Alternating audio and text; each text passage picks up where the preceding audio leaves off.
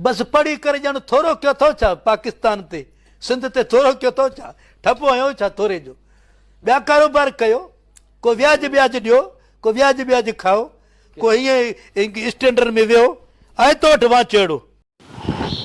Sir मुंहिंजे cousin जी शादीअ मूंखे 10 ॾींहंनि लाइ छुटी खपे। शादी कज़न जी अथई तोखे वरी छाजी 10 ॾींहं छुटी खपे? हा सर वो कज़न जी शादी मूंसां आहे।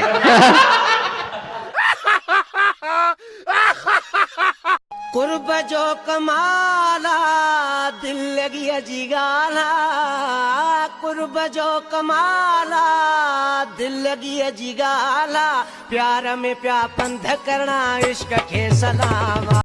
ॿिया माण्हू ग़लतियूं कंदा आहिनि चवंदा आहिनि सॉरी असांखे ग़लती थी असांखे माफ़ कयो असांखे वञणु ॾियो प्लीज़। असां सिंधी हा मां कयो आहे छा कंदे विढ़ंदे धकड़ ते हलिया हथ लॻाए अहिड़ो मारींदोसीं नानियूं ॾाॾियूं सभु यादि अची ईंदी असां सां पिटाईंदे पादर खाईंदे छोरा हले तव्हां टर। ओए तोखे ख़बर आ मुंहिंजे लाइ परे परे खां रिश्ता था अचनि। परे खां त ईंदा वेझो वारनि खे त ख़बर आहे तूं केॾो हरामी आहे। सुहिणा माण्हू ॿिया बि हज़ार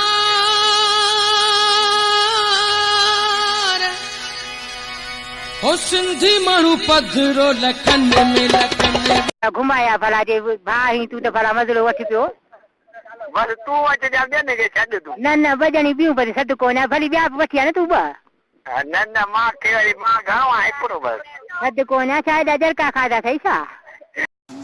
सुहिणी छोकिरीअ खे इंग्लिश में छा चवंदा आहिनि?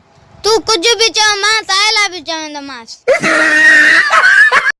सिंधी गर्ल वेस Angrezi girl oh my gosh I am looking too fat I need dieting.